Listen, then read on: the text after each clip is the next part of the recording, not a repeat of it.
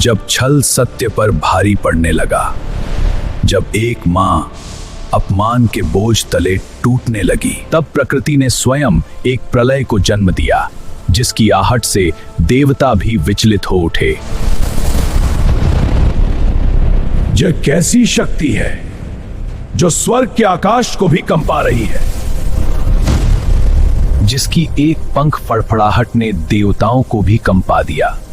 यह कथा है गरुड़ की।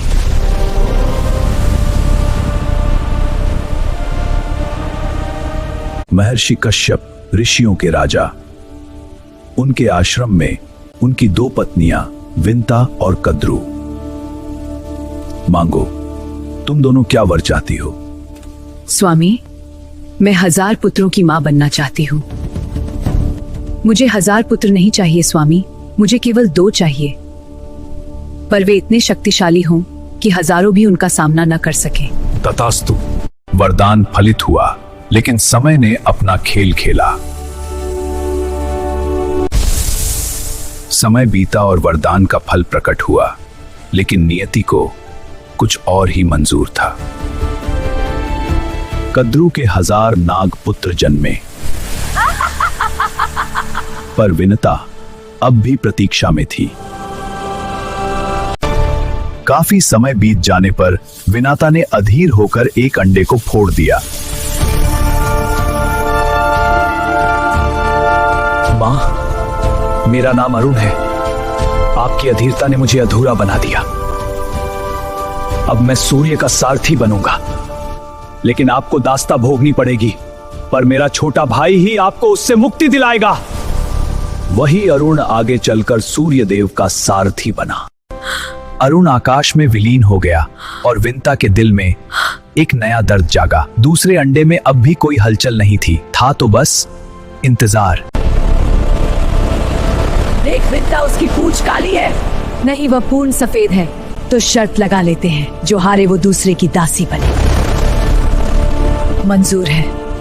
और फिर आया वो दिन जब एक सफेद घोड़े की पूंछ ने 2 बहनों के बीच शर्त जगा दी। और तब कद्रू ने अपनी चाल चली। जाओ, उस घोड़े की पूंछ से लिपट जाओ, ताकि उसकी पूंछ काली दिखे। जो मेरा आदेश नहीं मानेगा, वो अग्नि में भस्म होगा। इस तरह छल से विंता शर्त हार गई और बन गई कद्रू की दासी। ये वो अपमान की आग थी जो एक दिन प्रलय बनकर फूटेगी। आकाश की पुत्री नागों की दासी बन गई। वर्ष बीतते गए और विंता का अपमान नागलोक की दीवारों में कैद हो गया। पर नियति कभी सोती नहीं। वह सही समय की प्रतीक्षा करती है। 500 वर्ष बीत गए और स्वर्ण अंडे में जागी वो शक्ति जिसने देवताओं को भी थर्रा दिया।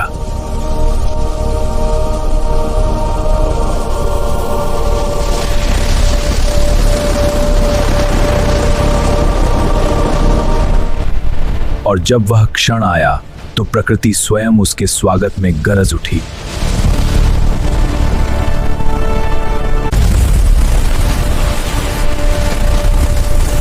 वह शक्ति गरुड़ थी।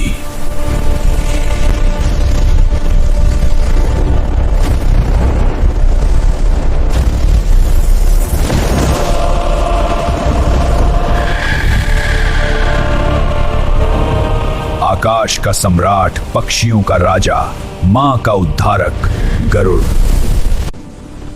मां मेरा प्रणाम स्वीकार करे। आयुष्मान भवा पुत्र।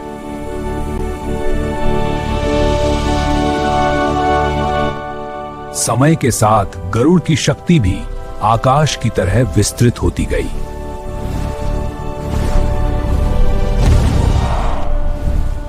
और फिर एक दिन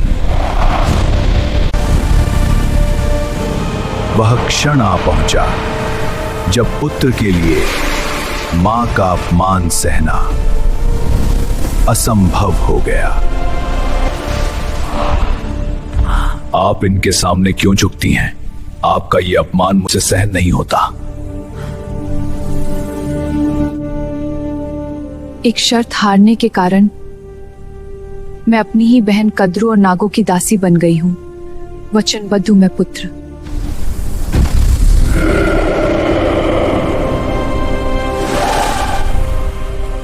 जिस खुले आकाश में मेरा जन्म हुआ है, उस गगन के नीचे मेरी मां दासी बनकर नहीं रहेगी।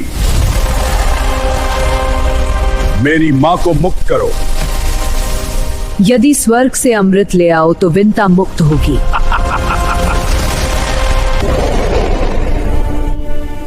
मैं लाऊंगा, लेकिन याद रखना, एक दिन यही नाग मेरे शिकार बनेंगे।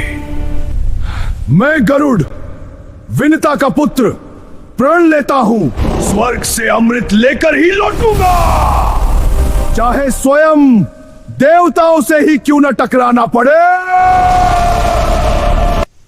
पिताश्री, माता की मुक्ति के लिए मुझे अमृत लाना होगा। कृपा कर मार्गदर्शन दीजिए।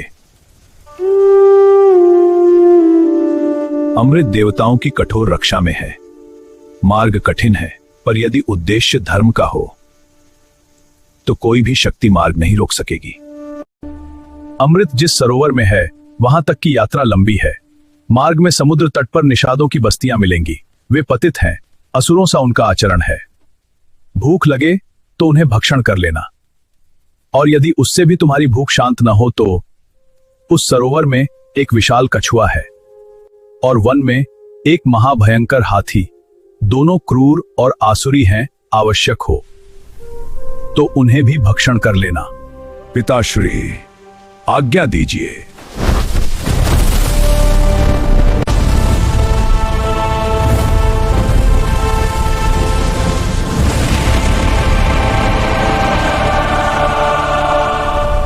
और इस प्रकार आरंभ हुई वह यात्रा जिसे स्वयं देवता भी असंभव मानते थे। यह केवल एक यात्रा नहीं थी, यह एक प्रलय था। जहां गरुड़ उतरता, वहां अधर्म मिट जाता।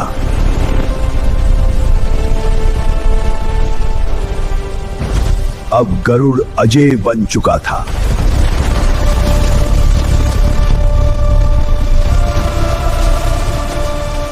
हाथी हो या महासागर का कछुआ, गरुड़ के लिए सब केवल शिकार थे।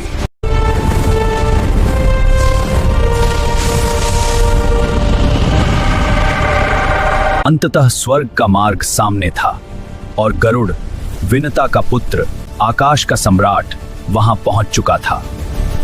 वह केवल पुत्र धर्म नहीं था, वह एक मां के सम्मान की प्रतिज्ञा थी।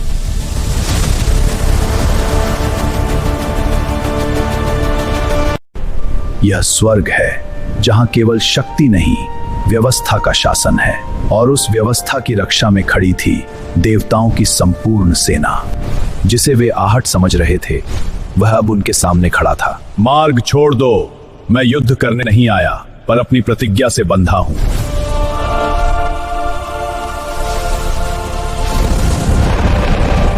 यदि मार्ग नहीं दोगे तो आकाश स्वयं अपना मार्ग बना लेगा।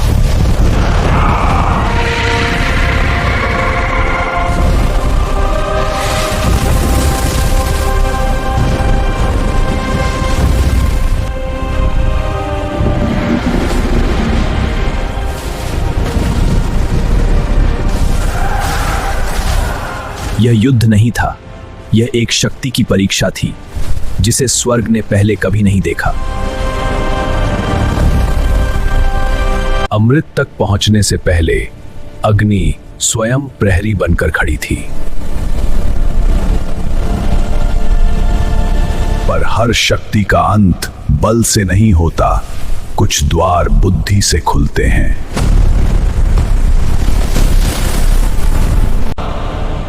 गरुड़ ने लघु रूप धारण किया और दहकते अग्नि चक्र को भेद दिया। अंततः गरुड़ अपनी मंजिल तक पहुंचा। यही था वो दिव्य अमृत जिसके लिए यह पूरी यात्रा थी। हे दिव्य अमृत, मैं धर्म के पथ पर हूं। जहां पुत्र कर्तव्य ही जीवन होता है।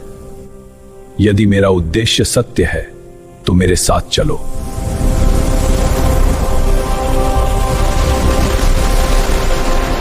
पर यह स्वर्ग था और स्वर्ग में अमृत पर अधिकार केवल देवताओं का था। देवराज इंद्र के रहते कोई इसे लेकर जा सके ऐसा कभी हुआ नहीं। ठहरो पक्षीराज, स्वर्ग की पवित्र अमरता को लूटने का दुस्साहस, इसका दंड अवश्य मिलेगा। देवराज इंद्र, मेरी मां का सम्मान ही मेरी प्रतिज्ञा है, इसके मार्ग में कोई नहीं आ सकता।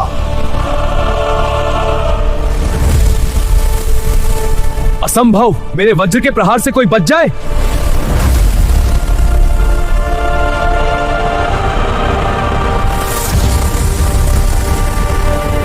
असंभव, वज्र का प्रहार व्यर्थ। यह तुम्हारे वज्र का सम्मान है इंद्र। मेरी शक्ति मां के प्रेम से आती है, न कि किसी अस्त्र से।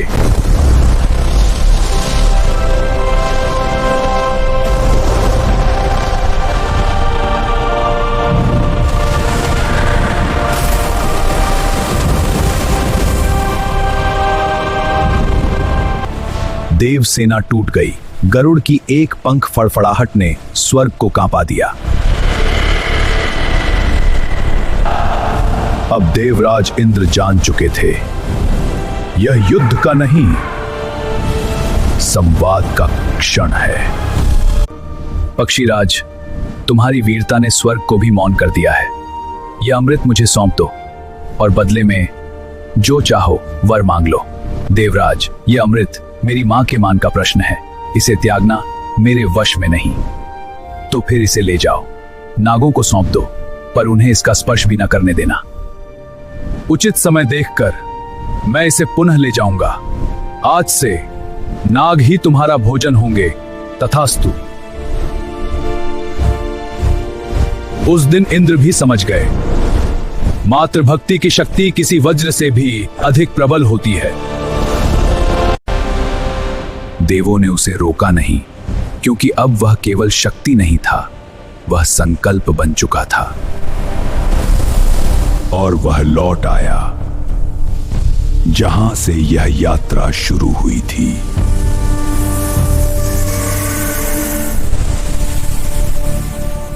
यह रहा अमृत, पर उससे पहले शुद्ध होकर आओ। अशुद्ध अवस्था में इसका स्पर्श वर्जित है।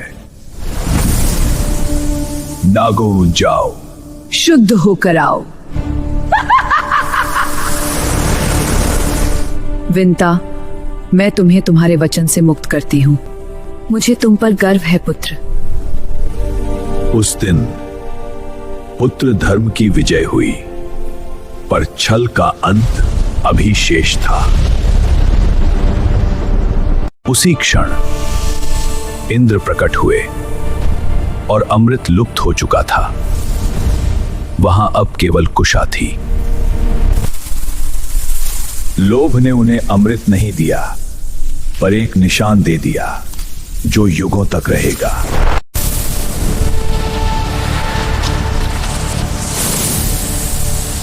और तभी से नागों की जीभ दो भागों में हो गई। धोखा! इंद्र ने हमारे साथ छल किया है। छल का जवाब छल से मिला। न्याय का चक्र घूम गया। जब कर्म धर्म बन जाता है, तब स्वयं नारायण प्रकट होते हैं।